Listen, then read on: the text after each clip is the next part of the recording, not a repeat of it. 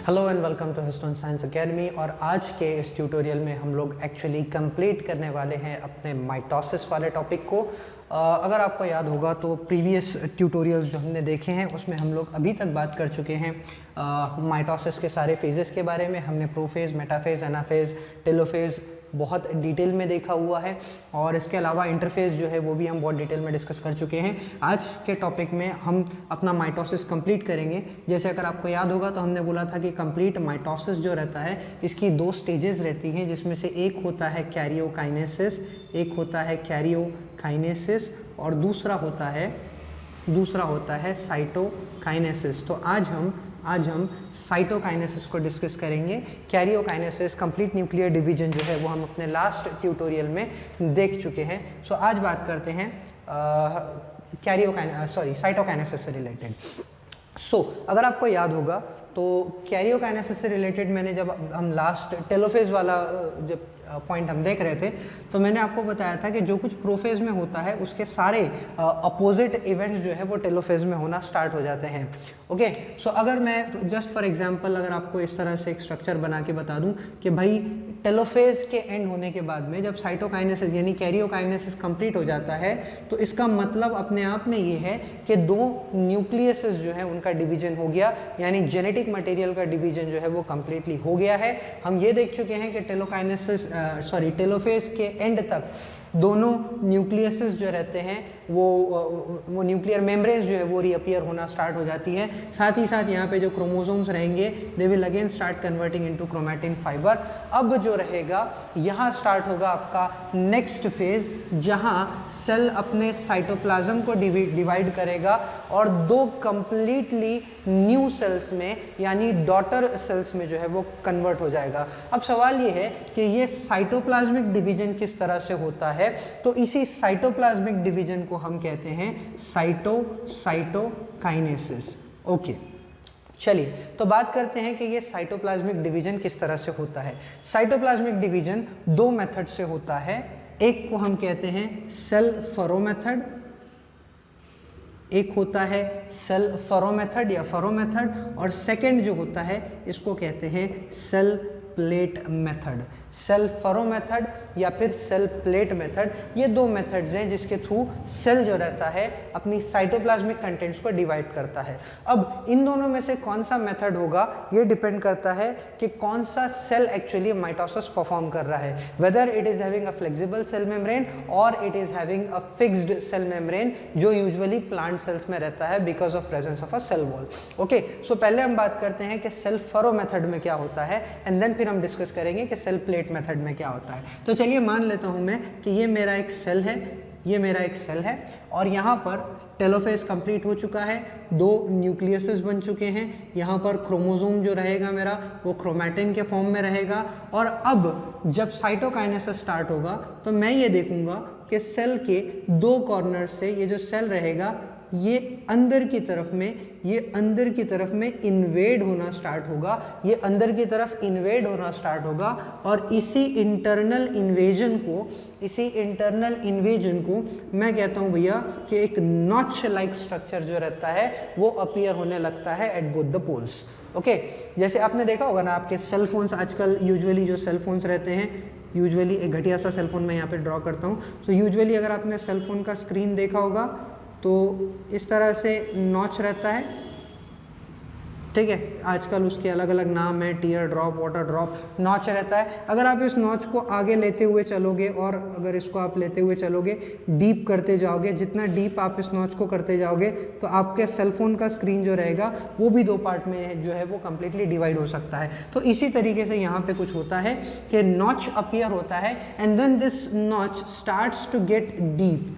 ये जो नॉच रहता है ये डीप होता चला जाता है। तो जब नेक्स्ट स्टेज में जब ये जाएगा अंदर क्रोमैटिन, न्यूक्लियस, और फिर आप देखोगे कि ये नॉच इतना डीप होता जाता है। Okay, so this notch gets deeper and then there comes a time कि जब आपका जो सेल रहेगा, हाफ सेल जो रहेगा वो या ये कहिए कि आपको दो डॉटर सेल्स जो है वो यहाँ से मिलने लगेंगे। Okay, so this there will come a time जब ये सेल जो है वो कम्प्लीटली इस तरह से एंड दिस वन, ये कंप्लीटली इस तरह से जो है वो सेपरेट हो जाएगा and you will get 2 different cells. अब आप बोलोगे कि सर इनका तो साइटोप्लाज्म, इसका साइटोप्लाज्म और ये कंप्लीट सेल के साइटोप्लाज्म में बहुत ज़्यादा फर्क है, तो क्या ये साइटोप्लाज्म डेवलप नहीं होगा? ये सेल तो आधा सा दिख रहा है। तो आपको पता है कि ये सेल जो है ये वापस से जाएगा G1 फेज में, जहाँ इंटरफेस पढ़ते समय मैंने आपको बताया था कि G1 फेज में क्या होता है, तो साइटोप्लाज्मिक कंटेंट डेवलप होती है और थोड़े समय बाद में ये जो सेल रहेगा ये अपने साइटोप्लाज्म को कंप्लीट कर लेगा, डॉटर सेल, और ये एक कंप्लीट सेल के अंदर में कन्वर्ट हो जाएगा। ये वाला सेल भी और ये वाला सेल भी बिल्कुल उसी तरह से कंप्लीट हो जाएगा। सो ये एक मेथड हमने देखा जिसको हम कहते हैं सेल फरो मेथड। सो अब मैं आपको सेल फरो मेथड का एक एग्जांपल दिखा रहा हूँ। आपको यहाँ पर ये एक पेज जो है ये दिखाई दे रहा होगा। आई होप कि आपको इस तरह का एक पेज दिखाई दे रहा है।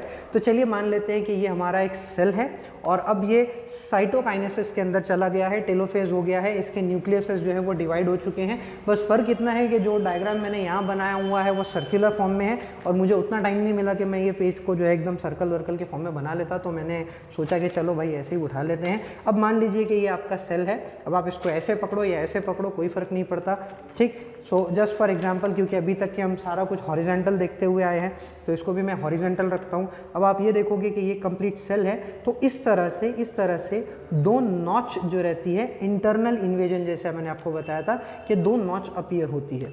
ओके, अब विथ रिस्पेक्ट टू टाइम क्या होगा, ये जो नॉच रहेगा ये डीप होता जाएगा, और जब मैं आपको कह रहा हूँ कि ये नॉच डीप होता जा रहा है, इसका मतलब ये इस तरह से अंदर जाएगा, ठीक है। और आपका जो सेल होगा ये इस तरह से दोनों साइड से, दोनों तरफ से, ठीक है, ये सेपरेट होना स्टार्ट होगा।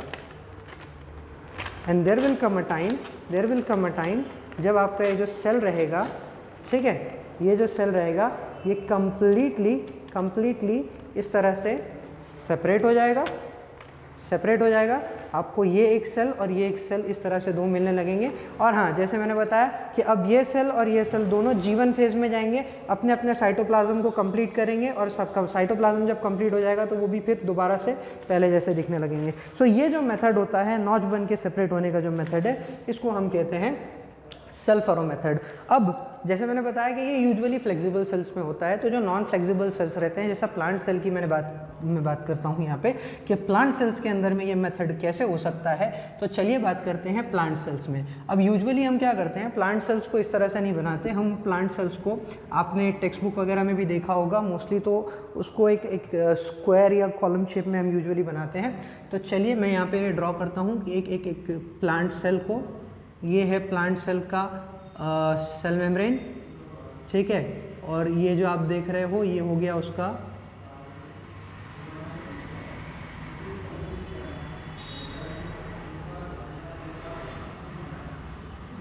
ओके, चलिए ठीक, ये हो गया उसका सेल वॉल, ये सेल मेम्ब्रेन।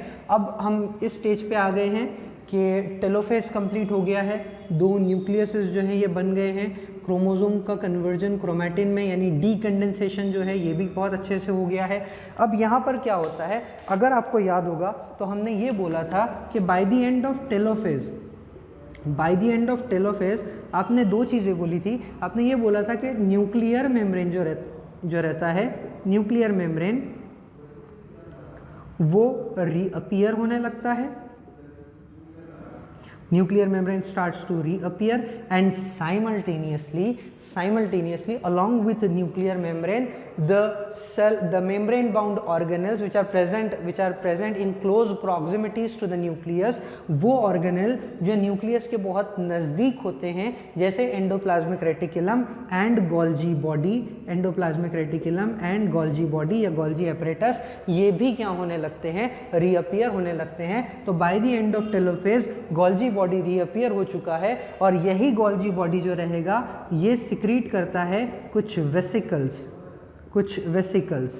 ठीक है, स्पेलिंग गलत हो सकती है, आप चेक कर लेना। सो ये जो गोल्जी बॉडी रहेगा ये सिक्रीट करेगा कुछ वेसिकल्स, और इन्हीं वेसिकल्स के अंदर रहेंगे एक और चीज़ जिसके बारे में मैं बात कर रहा हूँ, वहाँ पर होते हैं फ्रैगमोप्लास्ट्स, यहाँ पर रहते हैं फ्रैगमोप्लास्ट,